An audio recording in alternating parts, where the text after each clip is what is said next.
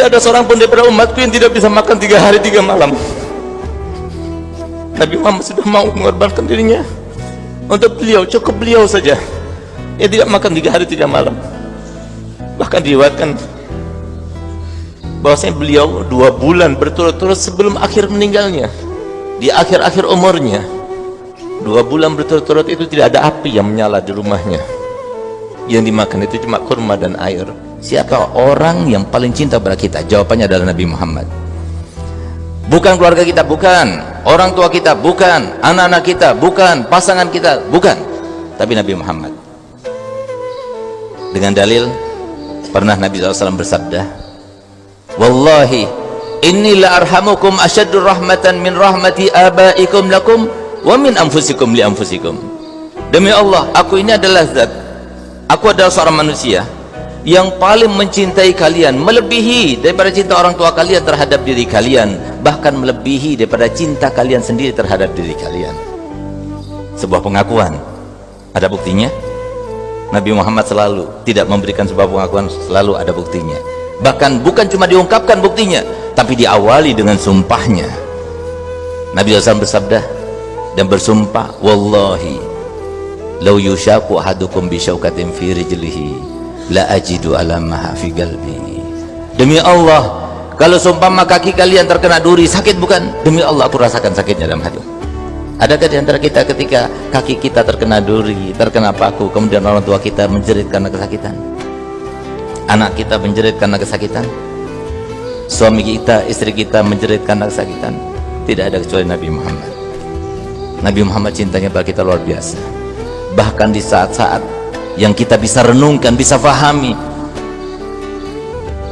di saat-saat semua manusia lupa akan dirinya, bahkan lupa akan keluarganya, apalagi di saat itu Nabi Muhammad masih ingat kita.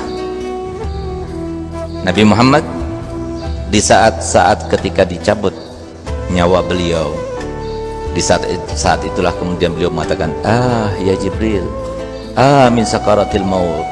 Aduh, wahai Israel, alangkah sakitnya sakaratul maut ini. Di saat itu dia menahan sakit, tapi masih teringat kita. Bukan saudaranya, bukan sahabatnya, bukan keluarganya, tapi diingat umatnya, meliputi semuanya. Sehingga apa? Gelia Israel, apakah nanti umatku juga merasakan seperti rasa sakit yang aku rasakan ini?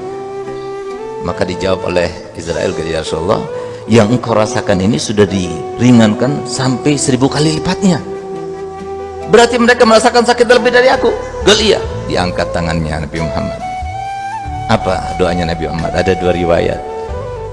Satu riwayat mengatakan, ya Allah, kalau begitu jadikan separuh daripada rasa sakit yang akan dialami oleh umatku, biarkan aku yang merasakannya semuanya. Di riwayat yang lain, Nabi SAW berdoa kepada Allah Ta'ala, ya Allah, jadikan semua rasa sakit yang akan dirasakan oleh umatku ketika sakaratul maut, biarkan aku yang merasakannya. Ada seorang Nabi yang seperti itu, ada seorang Rasul seperti itu. Bahkan kenapa dikatakan mustamirin? Keutamaan Nabi Muhammad terus bersambung kepada kita. Siapa yang berdoa kepada Allah Ta'ala sehingga kita satu-satunya umat yang masih ada hubungan dengan Nabi Muhammad? Kenapa Nabi Muhammad mengatakan dalam hadisnya bahwasanya aku ini sangat tahu dengan nama kalian dan nama-nama orang tua kalian? Bagaimana Nabi SAW tahu? Seorang manajer, seorang bapak Kapolres misalnya, seorang pejabat, belum tentu dia tahu dengan nama bawahannya. Tapi Nabi Muhammad, beliau katakan, aku tahu dengan nama kalian semuanya dan nama orang tua kalian. Kenapa?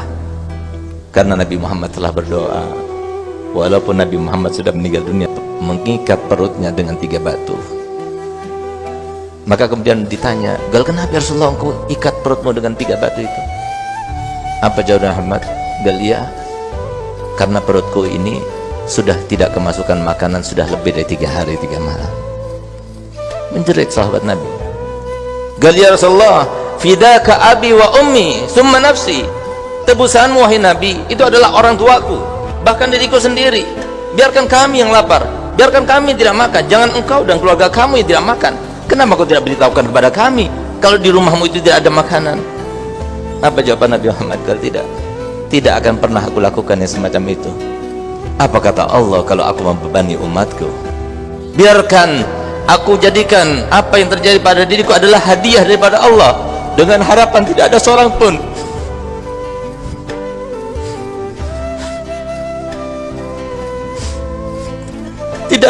daripada umatku yang tidak bisa makan 3 hari 3 malam. Nabi Muhammad sudah mau mengorbankan dirinya untuk beliau, cukup beliau saja yang tidak makan 3 hari 3 malam. Bahkan diriwayatkan bahwasanya beliau 2 bulan berturut-turut sebelum akhir meninggalnya, di akhir-akhir umurnya, 2 bulan berturut-turut itu tidak ada api yang menyala di rumahnya. Yang dimakan itu cuma kurma dan air. Kenapa Nabi Muhammad mau rela semacam itu? Pertanyaannya, kenapa Nabi Muhammad rela seperti itu? Jawabannya adalah supaya umatnya yang miskin jangan kecewa. Kalian jangan kecewa. Miskin di dunia biasa, tapi jangan miskin di akhirat nanti. Kalau kamu merasa miskin, ketahuilah bahwasanya Nabimu lebih miskin. Nabi Muhammad yang disodorkan padanya kekayaan dunia, tapi beliau tahu kenapa? Karena dia ingin supaya umatnya semuanya merasa bahwasanya dirinya seperti Nabi Muhammad, seperti nabinya. Itulah Nabi kita Muhammad. Tapi ternyata kita yang dicintainya oleh Nabi Muhammad tidak peduli dengan Nabi Muhammad. Kenapa demikian? Kenapa saya katakan banyak sekarang umatnya yang dicintai oleh Nabi Muhammad, diperhatikan oleh Nabi Muhammad, dipedulikan oleh Nabi Muhammad, didoakan oleh Nabi Muhammad, baik di masa hidupnya, setelah meninggalnya. Bahkan pertama kali ucapan yang keluar daripada beliau setelah dibangkitkan nanti adalah ummati, ummati. Tapi ternyata kita tidak perhatian dengan Nabi Muhammad. Kenapa saya katakan demikian? Karena Nabi Muhammad manusia biasa sama seperti kita. Sebagaimana kita punya cita-cita kan? Kita punya keinginan kan? Kita punya harapan kan? Kita punya kehendak kan? Nabi Muhammad juga punya. Nabi Muhammad juga punya cita-cita. Nabi Muhammad juga punya kehendak. Nabi Muhammad juga punya harapan. Nabi Muhammad juga punya keinginan. Kita ingin tahu bagaimana cita-cita Nabi Muhammad, kehendak Nabi Muhammad, keinginan Nabi Muhammad, harapan Nabi Muhammad. Harapan beliau adalah tidak ada seorang pun daripada umatnya kecuali masuk surga bersama Nabi Muhammad.